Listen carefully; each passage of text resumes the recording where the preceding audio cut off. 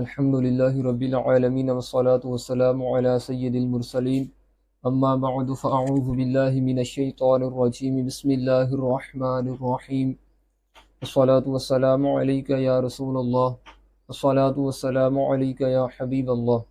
محترم ناظرین، سب سے پہلے السلام علیکم ورحمۃ اللہ وبرکاتہ۔ میں مبلغ دعوت اسلامی مولانا مہر علی اطاری آپ کی خدمت میں حاضر ہوں۔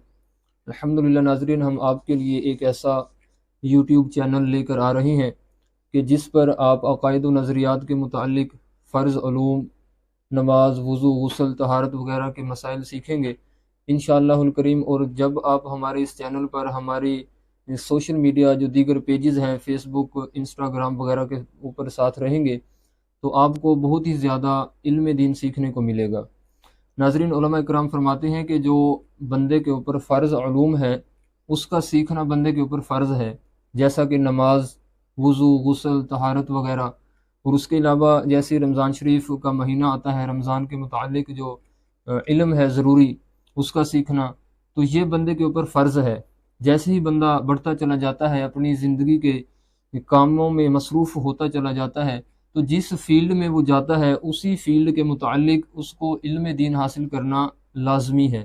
اور اگر وہ ضروری جو علم دین فرض ہے اس کے اوپر وہ نہیں سیکھتا تو وہ ترک گناہ کا ارتکاب کرتا ہے اور گناہ گار ہوتا ہے۔ ایک بہت ہی پیاری روایت ہے تفسیر کبیر کے اندر، وہ میں بیان کرتا ہوں۔ اس کو سننے کے بعد انشاءاللہ الکریم میرے اور آپ کے اندر مزید علم دین سیکھنے کا جذبہ پیدا ہوگا۔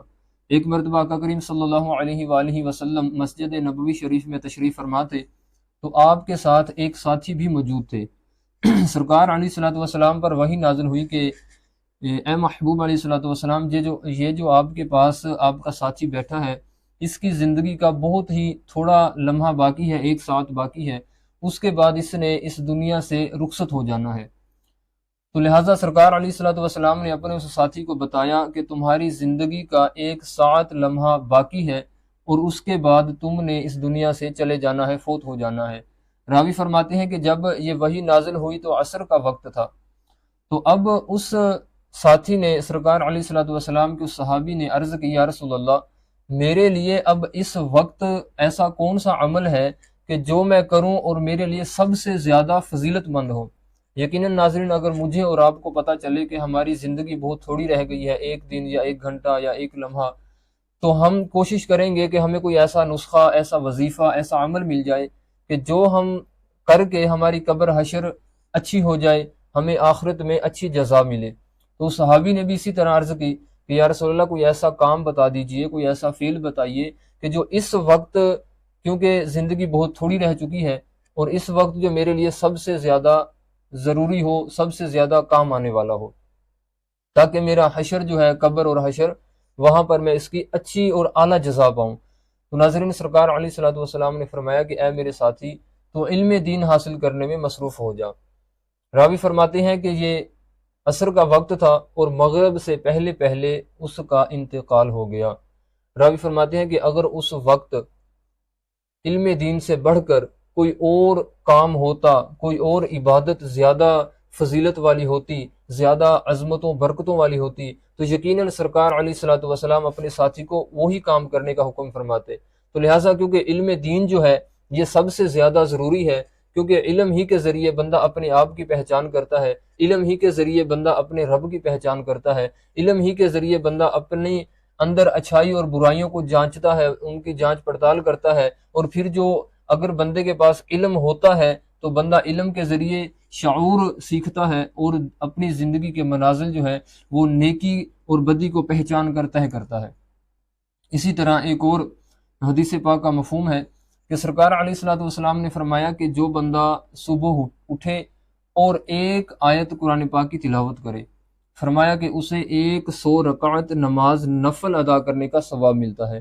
آگے فرمایا کہ جو بندہ صبح اٹھے اور کوئی ایک بات، کوئی ایک مسئلہ دین کا سیکھ لے، تو فرمایا کہ اسے 100 نہیں بلکہ 1000 نماز نفل ادا کرنے کا ثواب ملتا ہے۔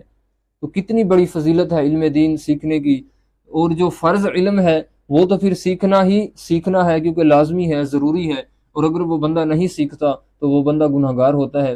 یقیناً ہم اس سوشل میڈیا پلیٹ فارم پر آپ تک علم دین بھی پہنچائیں گے، حضور علیہ الصلوۃ والسلام کی پیاری پیاری سنتیں بھی پہنچائیں گے، بزرگان دین کے اقوال بھی پہنچائیں گے، اور فرض علوم جو ہمارے اوپر فرض ہے وہ بھی آپ کو سیکھنے کو ملیں گے۔ تو امید کرتا ہوں کہ آپ ہمارے ساتھ ان سوشل میڈیا پلیٹ فارم پر رہیں گے، ہمارے چینل کو سبسکرائب بھی کریں گے اور آگے شیئر بھی کریں گے، کمنٹس بھی کریں گے۔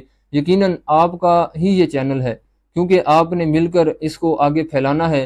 دین کا پیغام پھیلانے والا بھی دین کے اوپر عمل کرنے والے ہی کی طرح ہے۔ جی ہاں، روایت میں آتا ہے کہ اگر کوئی بندہ کسی کو کوئی نیک کام کی ترغیب دلاتا ہے اور وہ جس کو ترغیب دلا رہا ہے وہ بندہ وہ نیک کام کرنے میں لگ جاتا ہے، تو اس کو پیغام پہنچانے والے کو، اس تک دین کے بات پہنچانے والے کو بھی اتنا ہی ثواب ملتا ہے جتنا اس کام کو کرنے والے کو ملتا ہے۔